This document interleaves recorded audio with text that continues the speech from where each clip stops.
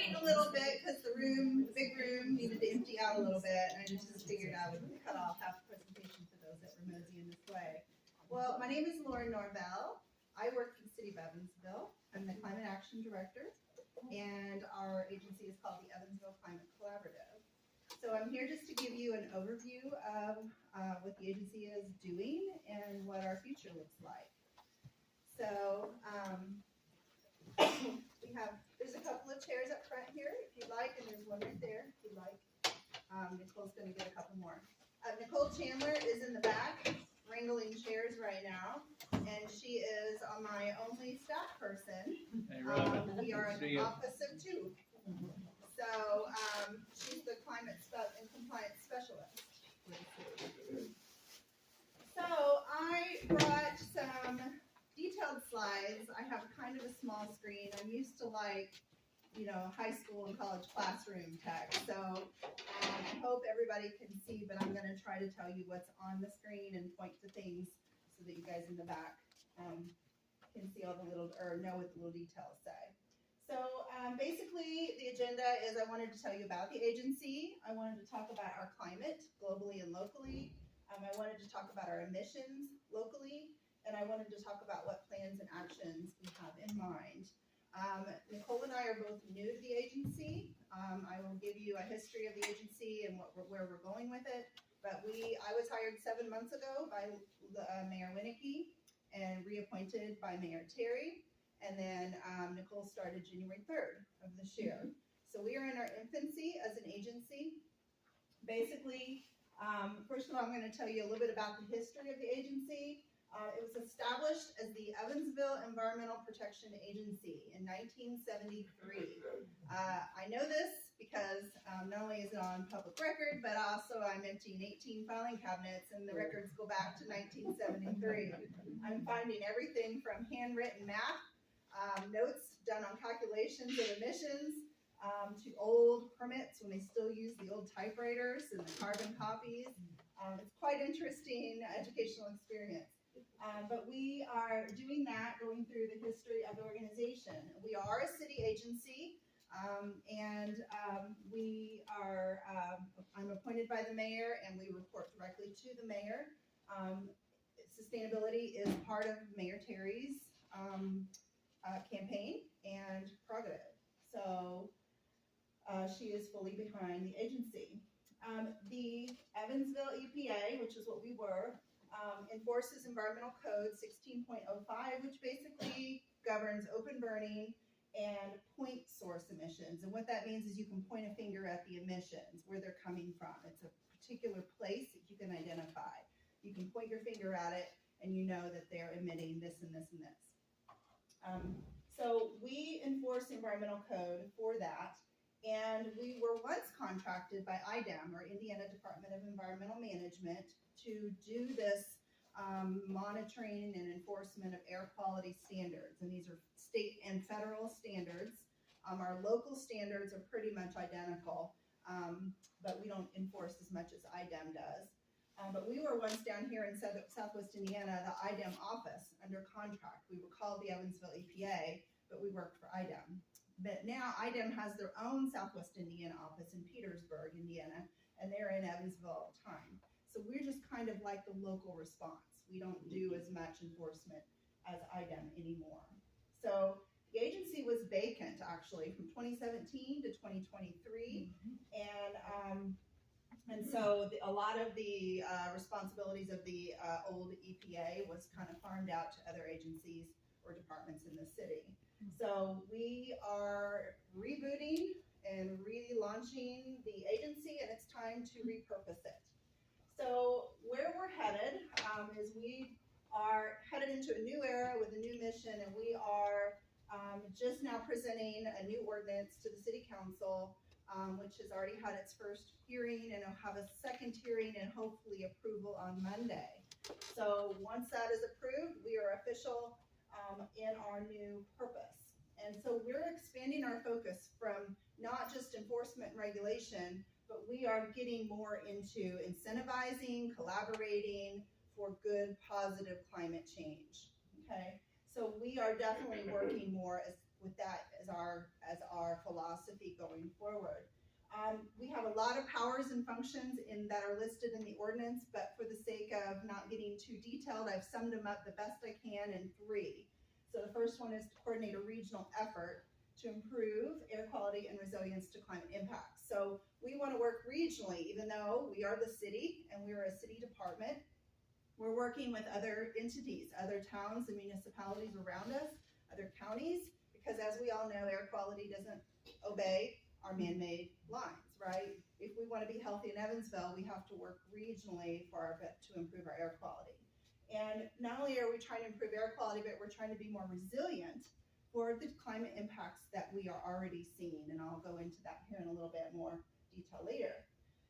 We also are trying to communicate with everybody, network, collaborate, work with others to increase awareness and to engage in climate solutions.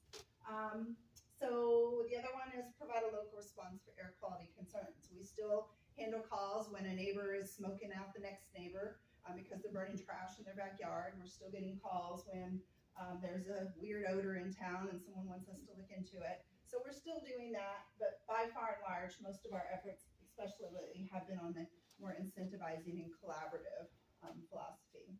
So we are Evansville Climate Collaborative. This is our mission, leading the region in collective action to improve air quality and climate resilience for a healthy, vibrant future. And so this ordinance that'll be approved hopefully Monday will basically launch us into that new identity. So you'll hear us no longer called Evansville Environmental Protection Agency, which is very confusing, I might add, because you wouldn't believe how many phone calls I get for the U.S. Environmental Protection Agency, and they think I do it all. And I'm like, look, I'm one person, and there's 2 of us here, so no, we don't fix all of that. So we called it the Climate Collaborative because we wanted to get away from the EPA identity, because it's very confusing for people, and we wanted to get to the point. We're out to help climate change and fix what we can, do what we can, and become more resilient as much as we can.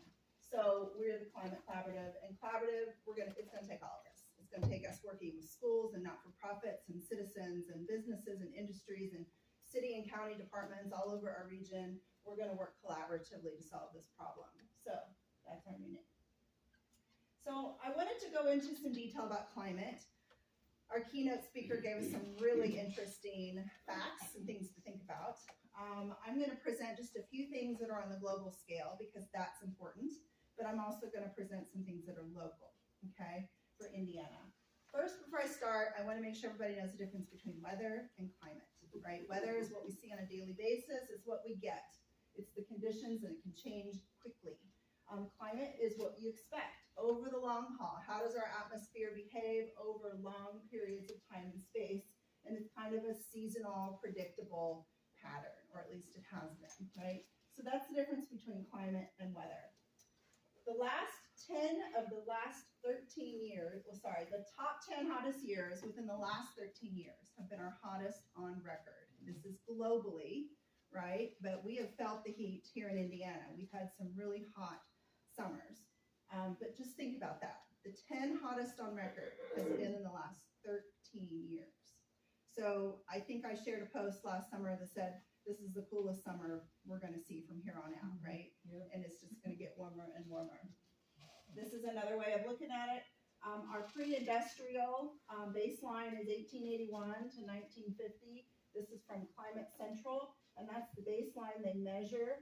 But this is the difference in change over time from that baseline. So as you can see, we're getting hotter and hotter. And 2022 was recorded as 1.13 degrees Celsius, which is very warm considering this baseline, and very dangerously close to that 1.5 degrees Celsius threshold that is internationally agreed upon we need to stay under to avoid irreversible climate effects.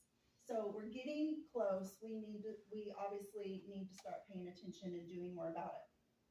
Climate change, though, is much more than warming. I heard some famous person, I won't mention the name, say that, well, what is all this talk about climate warming about if it's cold as heck in the United States? You're talking about when we had sub-zero temperatures down in the middle of the country, down in Texas even. And it's because of climate warming that we experienced cold, right? It isn't just about the heat, it's about the change in the instability of our climate. And so when you have a polar vortex that's pretty stable up top, keeping the polar jet stream contained up north, if you have warming that pushes and disrupts that polar vortex, that vortex shifts and it actually can push cold air set more south into the mid-latitudes. And so that is what we've experienced before. And so it is a product of climate change when we get cold, extremely cold weather. It's not just about extremely hot weather. So here's a really good graphic that I like. If you have less Arctic ice and it's warming up there, it pushes the polar jet stream to push cold air into the south. So just another graphic that I really liked that really told the story well. So this is what we saw in 2021. And I know this is too small for many of you in the back to see, but I have found that this is from the National Oceanic and Atmospheric Administration. They've been tracking the cost of extreme weather, of extreme events. I'm sorry for being in your way. Basically, they're very dangerous and they're very costly. This is showing the 2010 era. From 2010 to 2019, there were 131 events. In the years, in that 10-year period, there was a cost of $967 billion and 5,000 some deaths. If you look at the previous era, the 2000s until 2009, there were only 67 events. The cost was $604 billion and there were 3,000 some deaths. If you look at 1990 era, it's shocking. 57 events compared to 131 events in that decade. In the earlier decade, 30 years ago. The cost, $326 billion versus 900 something billion. So basically we're seeing these extreme weather events globally are becoming more dangerous, more costly, and they're on the rise. Yes, ma'am. So this is not just the United States, this is globally? Yes. Okay. Mm-hmm. And so I wanted to introduce you to a few things here locally in Indiana. Indiana University has an Environmental Resilience Institute, and they're doing all sorts of good things.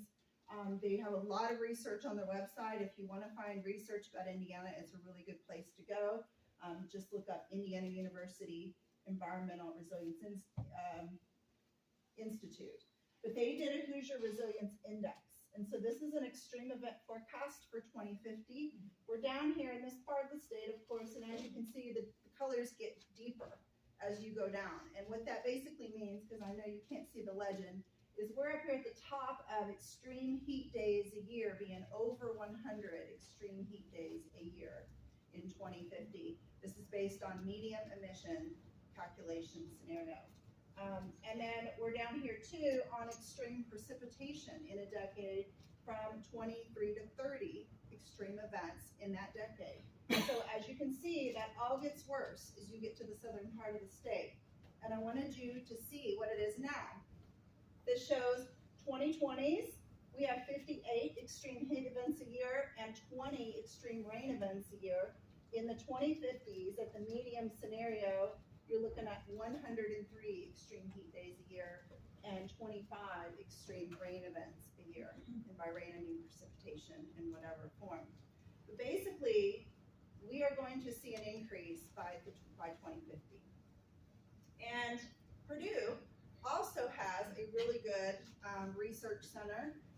They actually did a study called Indiana's Past and Future Climate, a report from the Indiana Climate Change Impacts Assessment. This was done in 2018. They traveled the state and did a PowerPoint showing their findings, and I was amazed and blown away. But that is what this data comes from. You can search for Purdue Climate Report. And what they found is Indiana temperature is going to increase over time. This is what it's been doing. But if you notice from after about 1960, that rate has started to increase. So the rate of temperature change has increased, has accelerated, sorry. And what that means is in Vanderbilt County, we're looking at now, historically, we have 10 days with a high temperature over 95 degrees. In 2020, we're seeing a lot more. We're like 33 days a year that are over 95 degrees. And by 2050, I've seen 60 to 100 as the projection. So imagine that in southern Indiana in the heat of the summer. What does that do to the population? We're all going to have to fight that heat to stay cool. We're going to have extreme heat illnesses and deaths. We're going to have a huge cooling demand on our grid, on our resources. So extreme heat is not going to be good for anyone. Purdue also studied the precipitation.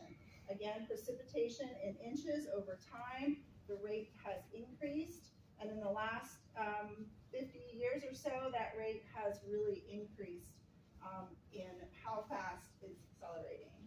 So in the southwest part of the state, we're going to see the most rain increase as compared to the whole state. Yes, ma'am. Yes, are those drops, are those low areas from El Nino years? I'm just wondering, does NOAA explain the dry weather we've been having now because of El Nino? El Nino is a regular predictable event, and these are probably seasonal drops, and this is just for Indiana. So probably not a whole lot of El Nino effect there, but this is just for Indiana. So, but one thing I did want to say is it doesn't sound like much, right? 6 inches more a year, that doesn't sound like much. But the problem is we're getting more rain in the winter, like right now, when we don't need it. When the plants aren't growing and the soil can't absorb it well, and it just runs off the surface as stormwater runoff, causes more flooding, causes trees to topple over in storms. These are called intense rain events, and they're happening more in the winter when we don't need it. And then we have severe drought when we do need it, right? When the plants are growing, the crops are out there, the trees, etc. That's when we're not getting the rain. So it's disrupting the whole precipitation cycle. And the intensity of the rain events, about, I think 42% of our rain comes now in intense rain events. Not little summer days where it's raining steadily all day, but intense rain events that are a lot all at one time. So Indiana, even here, these are some of the impacts that we're seeing. We see excessive heat, we see wildfire smoke. Do you remember last June? I was third day on this job, and we had that, you ever seen the Independence Day movie where the big spaceship comes over the city? Third day on the job, I go out and I try to get someone that was clearing 5 acres of forest and burning it on the worst air quality alert day in our memory in Vanderbilt County, and I'm trying to shut them down, and this storm rolls in like this big spaceship over the city. And I remember getting back to the Civic Center downtown Evansville in the nick of time for that storm to hit. I could see the edge of the storm, all the street lights came on. It was so weird because this was at 11 a.m. And I remember, man, the universe is telling me that I need to be here. But yeah, wildfire smoke. We have witnessed that. Severe storms, intense rain, flooding, warmer winters. We are seeing this right here in southern Indiana. You don't have to be on a coastline to feel these effects. So what does this mean? Climate change in Indiana, heat waves, delayed freezing. That might sound good if you have allergy or, it extends the allergy season, but it also is going to increase the disease vectors when you have delayed freezing. More pests, reduced water and air quality, decreased productivity of our crops, loss of species, increased heavy rainfall, shorter winters, and increased demand for cooling. So this is all done by the Purdue Climate Change Research Center. That's where this graphic comes from. So again, another local resource, Purdue Climate Change Research Center. Okay, I also wanted to talk about our emissions. So that's a little bit about climate, high level, just to give you an orientation. The city of Evansville did a greenhouse gas inventory in 2017. And a greenhouse gas inventory is just basically reporting on the emissions of gases that trap heat. And we focus on a few in particular. I'll get there in a minute. And it reports all of the emissions of any kind of gas as something we call CO2 equivalent or carbon dioxide equivalent. Carbon dioxide is everywhere, and it is kind of like the baseline. It's kind of like the value of 1. it is what we basically bring all the other gas warming potential to, so that it is equivalent. We're comparing apples to apples kind of thing. So if it's methane, we're going to convert that in a calculation from the amount of methane into what its potential would be as the amount of carbon dioxide. It's kind of a conversion. So you'll see carbon dioxide equivalent. And we report those gases by sector, like industry or transportation. And we also report them by use. Is it for vehicles, or is it for building, heating and air? Is it for water treatment? So the greenhouse gas inventory, you can find it. It's kind of outdated at this point, but we're going to fix that. When I said greenhouse gases, the number one is carbon dioxide. Methane is the second most common greenhouse gas that we measure. And then nitrous oxide. Methane and nitrous oxide have an incredible ability to trap heat. So carbon dioxide, this is the amount of heat it can trap in a 100-year period. Carbon dioxide is the baseline. Methane has a 30 times, and I've seen upwards of 80 times the power to trap heat. Nitrous oxide, 300 times the power to trap heat, and fluorinated gases, thousands. Luckily, they're a much smaller percentage of our greenhouse gases. But in our city of Evansville greenhouse gas inventory, we only measured carbon dioxide, methane, and nitrous oxide. So we did an inventory, not we, I wasn't here, but the city did, but it was only on government operations. That's it. And the government operated to release 47,000 some metric tons of carbon dioxide equivalent. That is about 3% of the community-wide emissions. Okay, so it's a little bit of data, but it's really not that much data. But it was a start. What time frame is that in? A year, a month? A year. Mm-hmm. So if you see most of these, and you don't have to read each one of these, but basically this purple is water and wastewater treatment. They take a lot of energy to treat that water. The solid waste is in blue. Buildings and facilities is in yellow. And basically the rest of this is transportation. So transportation is really your biggest piece of the pie on where greenhouse gas emissions come from, usually. I know you can't see this very well. Obviously this is the city of Evansville. The city as a whole, it's estimated released 1.3 million metric tons of carbon dioxide equivalent. And that was with vehicles, buildings, commercial, residential, and industrial.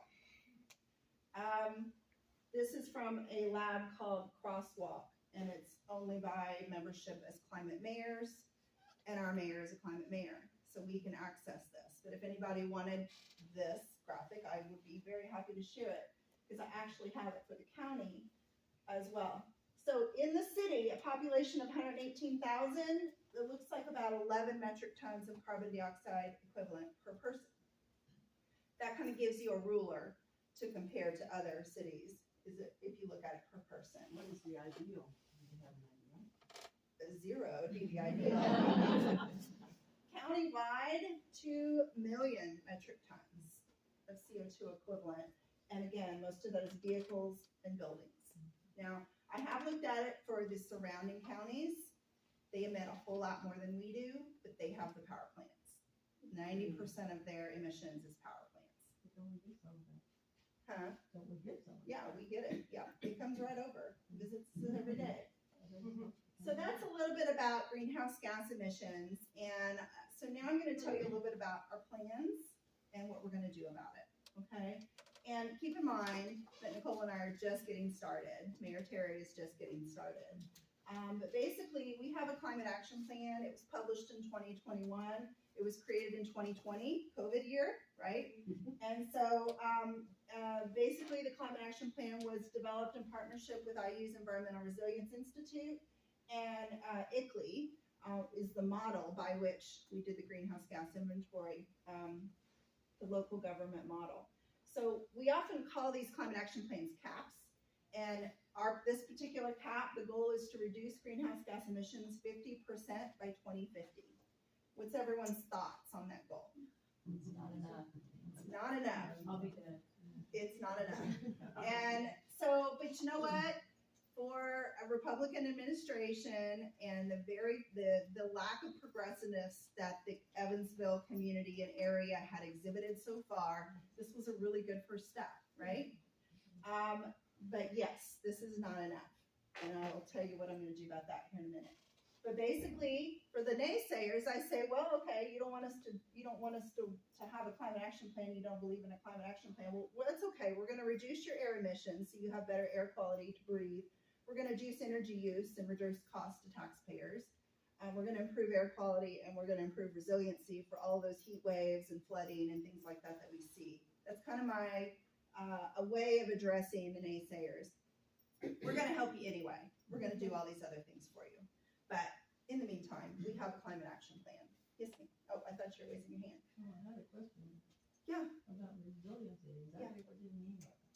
Resiliency, great question. So resiliency is like when we have these heat waves, if we're going to have 60 days a year that are above the temperature of 95, how can we improve the community's resiliency? Well, we better back up the grid a little bit because of the cooling demand that's going to take its toll on the electrical grid. We probably need to have community cooling centers, resiliency centers for those that can't afford to cool their homes or don't have a home. We probably need to do things like mitigate flooding as we get these intense rain events. We're going to have more flooding, things like that. So those are just ways to be more resilient to what is coming, because it's coming. So yeah. Yeah, it's just, the resiliency is like our ability to bounce back from Yes. some of these catastrophic events that are happening. Tolerate them. That's right, so the more resilient the quicker and the better we can come back from it, rather than being like flooded for 3 weeks without anything. Yeah. So Plan. it's Yeah. having those things prepared. Yeah. Right. So I'm glad you asked. In the future, I definitely need to define that. Yeah. Yeah, thank you. So yes, this goal is not good enough, but we're going to start and get working on it and improve our area and our resiliency. So in 2020, via virtual, the stakeholder committee, which there was a list of 25 organizations represented as stakeholders, they had town halls, surveys, stakeholder meetings, etc. And with these and the greenhouse gas data, they created the climate action plan. There are 4 strategies to kind of capture them: transportation, buildings and energy, waste, and local food, agriculture, and green space. Some examples of what might be in those strategies or actions that we can take. So these are some examples. Put solar on public buildings. Let's start a municipal composting to divert waste from the landfill. Reuse it. Tree planting in the urban core, which helps resiliency, helps cooling homes and keeps people cool. Those are examples of actions in the climate action plan, and they fall under those 4 strategies. There are 58 strategies. Yes, good grief. And that's why we call it a collaborative, because what we have to do to accomplish 58 strategies is collaborate, right, with everyone. So lots of work to do.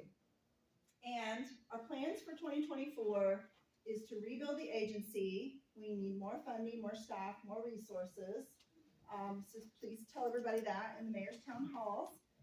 We're still responding to local air quality concerns, to reach people, connect, network, collaborate, and to revise our greenhouse gas inventory and our strategic plan, CAP. So this is the very first thing and the biggest thing we're going to be doing this year is starting our strategic plan. We are basically going to be building the foundation for everything we do going forward. The 2021 CAP was a really good start. The 2017 greenhouse gas inventory was a really good start, but neither of them are sufficient. So we're going to take those and basically move forward. We're going to do a new greenhouse gas inventory for the entire county, the entire community, all sectors and all uses. And actually, we're gonna do those either every year for 3 years or every other year for 3 inventories. We've already established that. So hopefully we'll be able to see some trends. Energy plan, we're gonna be doing a strategic energy plan. We're gonna be doing energy audits of the public buildings as much as we have funding for. And we're gonna be doing vehicle audits for our fleets and our public transit. We're gonna look at how much energy they use and how can we reduce that energy cost. We're gonna revise our CAP, our climate action plan. We're gonna prioritize strategies based on how much impact they have. And we're going to put some metrics in there. Right now, all we have is a list of ideas. We need actual things to measure to know what our success should look like. And then we need a roadmap.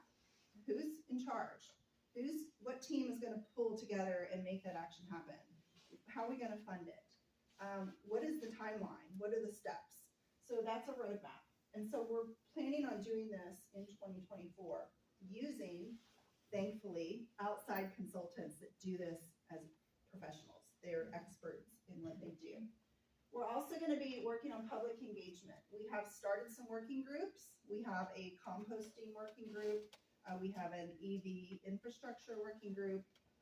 We are partnering with Leadership Everyone for a sustainability community council, whatever we call it, I don't know yet. But that's a place where if any of you want to get involved, you should definitely join the Leadership Everyone sustainability group. And that's when we sit around and talk about, well, how can we get things done? Public outreach, so this is public outreach. I'm trying to get out more and do more of a circuit around the community to increase awareness. And an online dashboard. What that means is we're building a website where we can publish the CAP and the greenhouse gas inventory, where you can see us track emissions and energy use, and where you can find resources. So one of the things I'm really excited about is I'm creating this online dashboard with the ability to engage the public in our climate action, right?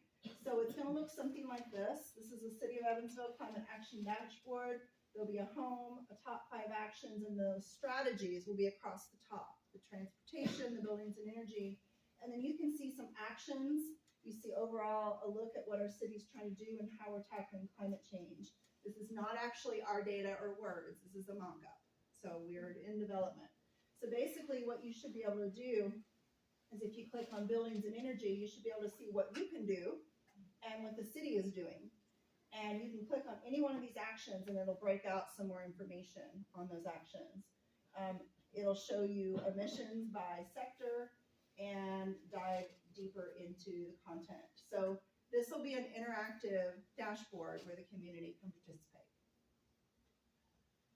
So some of the projects that I mentioned were projects that are high on our list. These are some of the places that we're starting. Install solar on public buildings, low to moderate income residential solar campaign, which would be a subsidy for those that can't afford solar.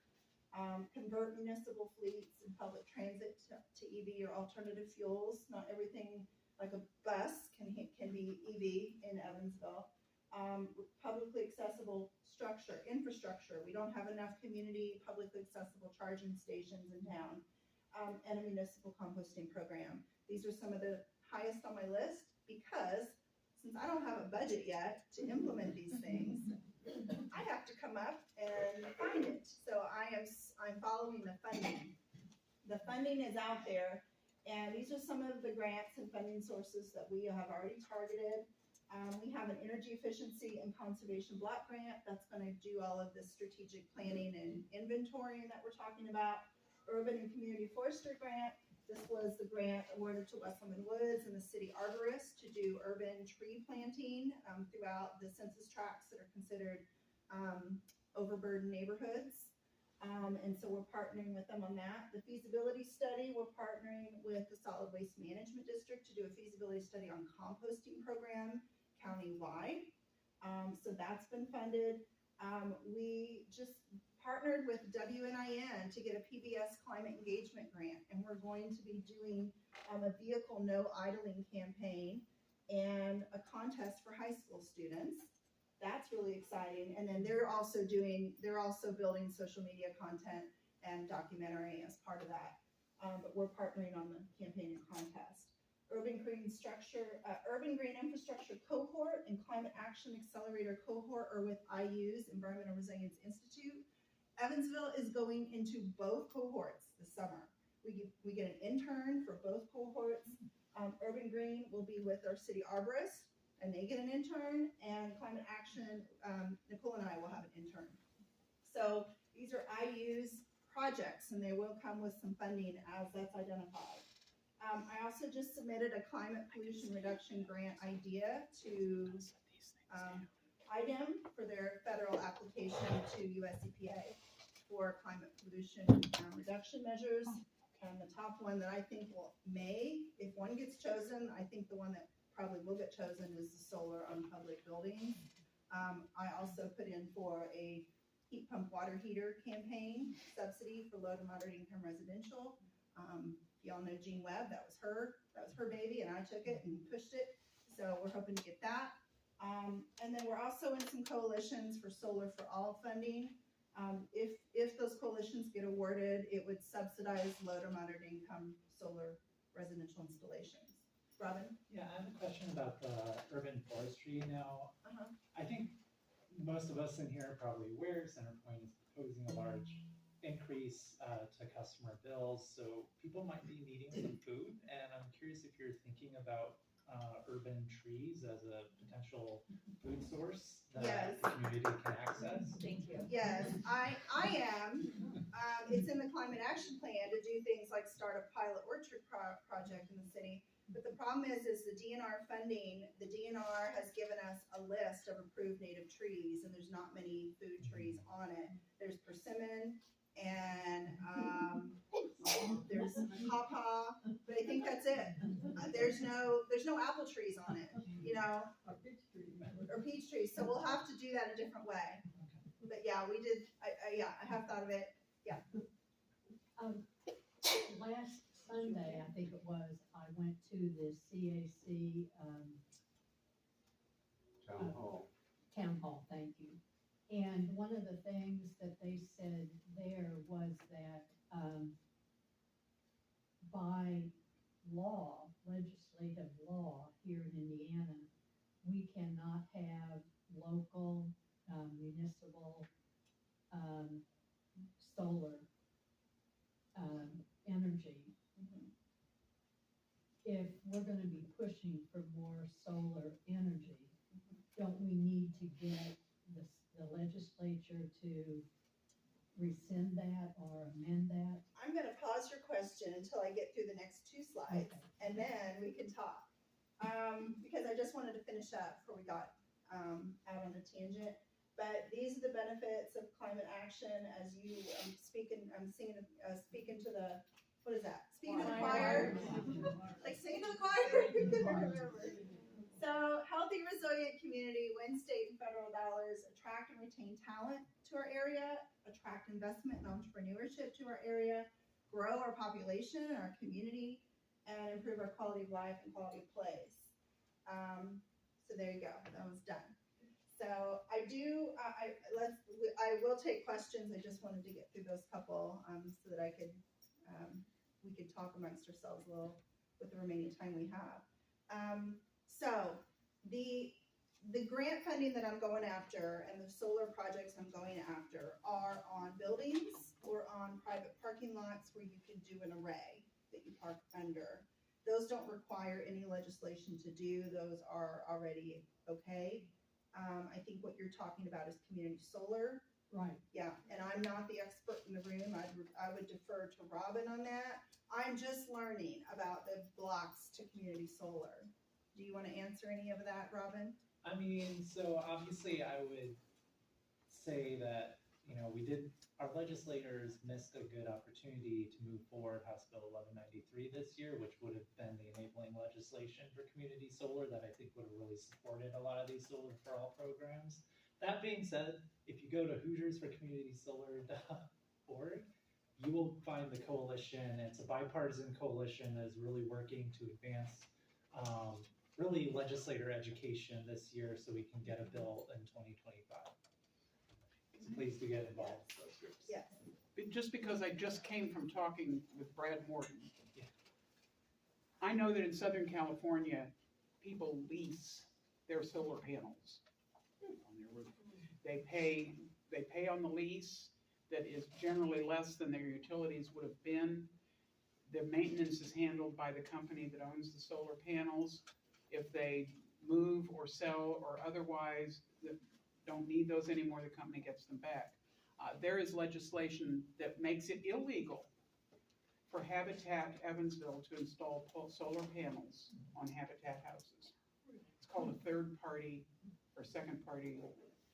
So my argument here would be the people being hurt the most are poor people.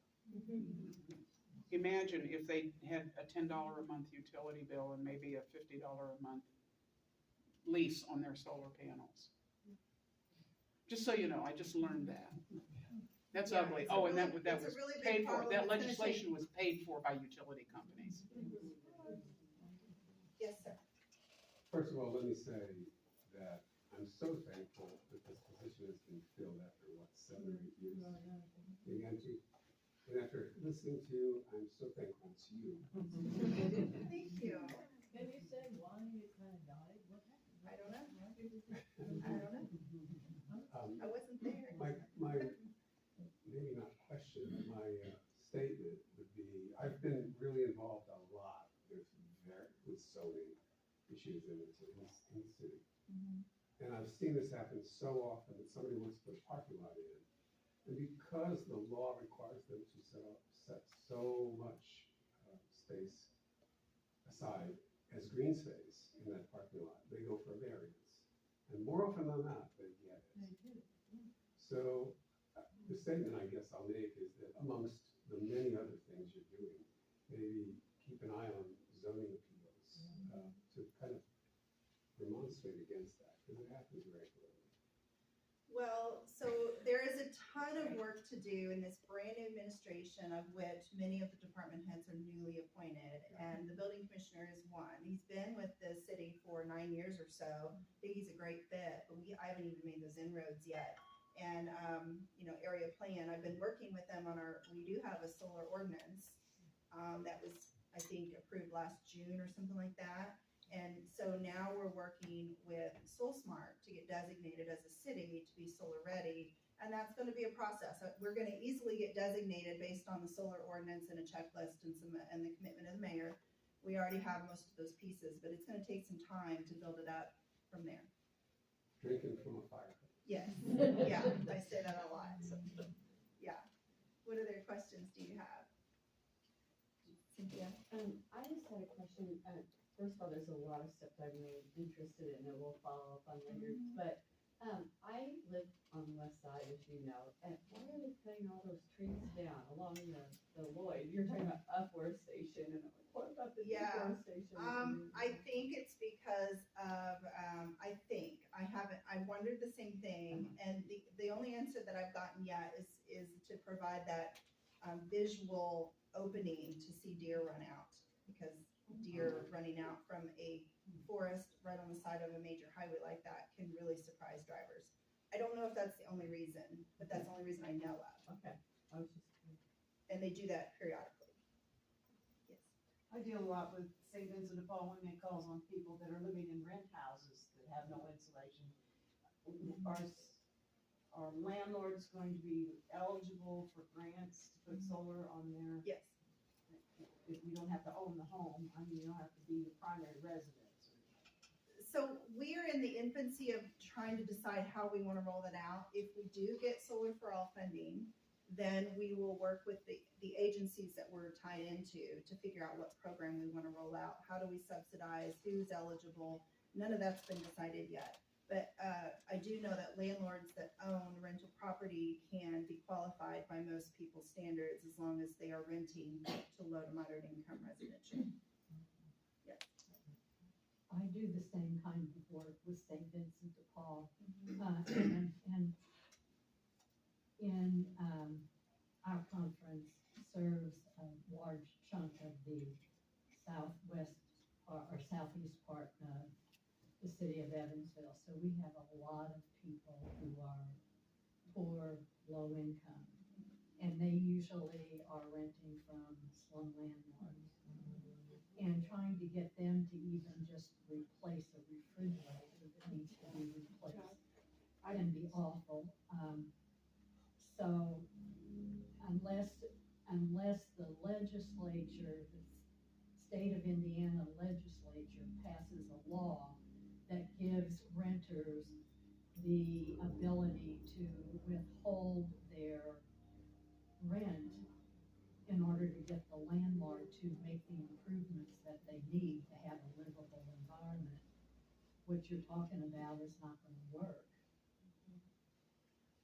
Well, we can't do it all from this office, but I am working with House, which is a committee in the community of all the different entities that have an interest in affordable housing and equity and inclusion. And our Department of Metropolitan Development, project manager Christine Pryor heads that committee. So I will be doing work through them and with them on anything like low to moderate income residential solar. I also sit with DePaul and, in the Jacobsville and Fulton Avenue, and so we're a pretty poor area. I did one last winter where she said she couldn't pay her electric bill because her furnace went out and her landlord wouldn't replace it. I said, isn't it required that they provide it? And she said no. So, Yes. I'm not with St. Vincent de Paul. I own a house, down like the Hayes Corner area. And part of it's commercial, part of it's residential, and bought it a few years ago, and, I mean, I don't even know where to begin when it comes to like energy savings. I mean, especially when it's really cold, like just feel the air coming through different, not like, so is there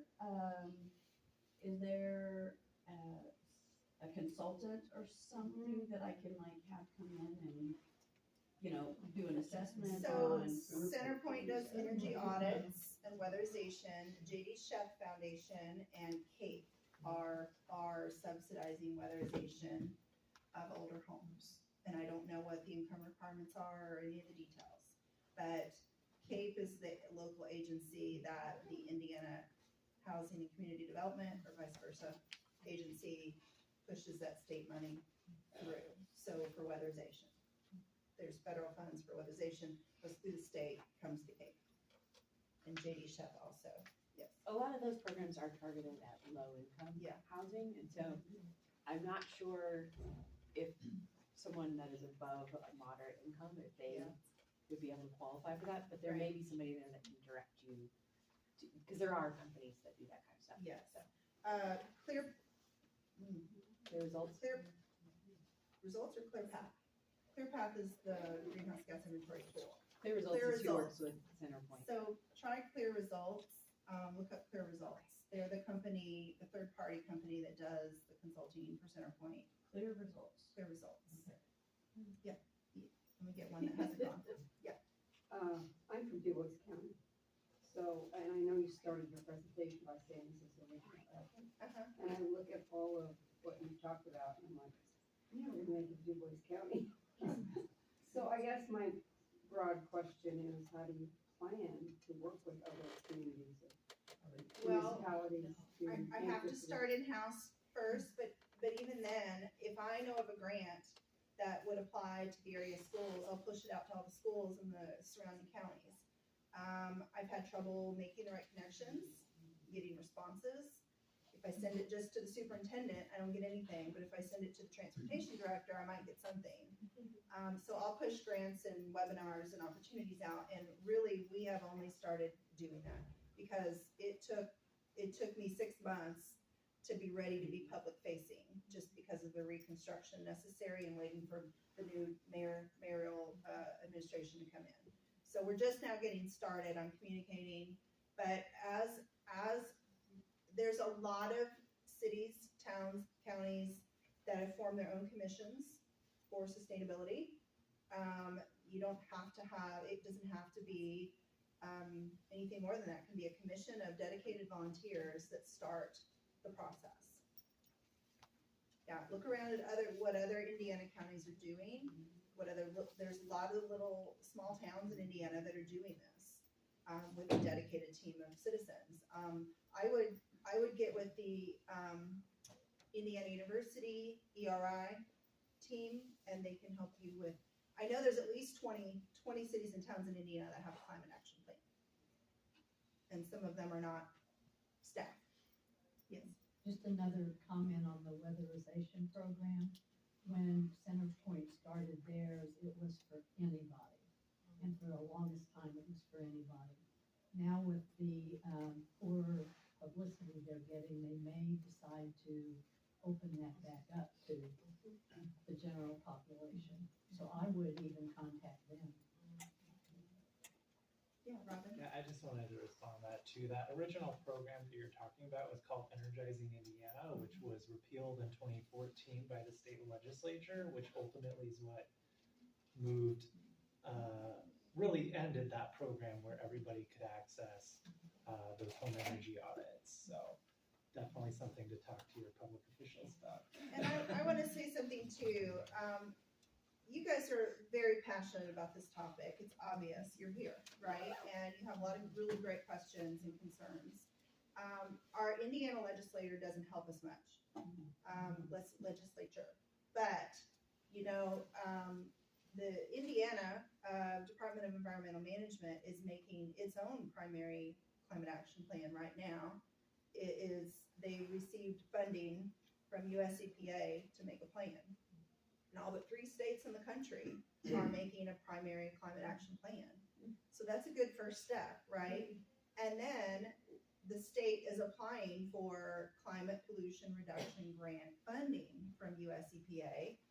It's competitive, but Indiana is going for it. And they've been taking project ideas from all over the state, and they're gonna have to pick and choose because there's more than they can fund, but they're gonna put in an application. It is due April 1st. That primary action plan is due March 1st. So it's already pretty much published on their website, IDEM's website. But it's a good first step. And here's what I always say is just like my job. I have no budget to put forth any actions. I have to go find money. If I find the money and I bring it to Evansville, I've got a carrot to dangle. You think city council and county council and mayor and the public want us to turn down those dollars? No, they want to use those dollars. Well, we have to use them in the way that was promised when we accepted those dollars. So in my mind, funding is the way to make it happen in spite of the legislature. And I think local is the place to start. Yeah. Well, you guys, thank you very much. Thank you for being here. You can contact me anytime, and I'm here for questions if you need to.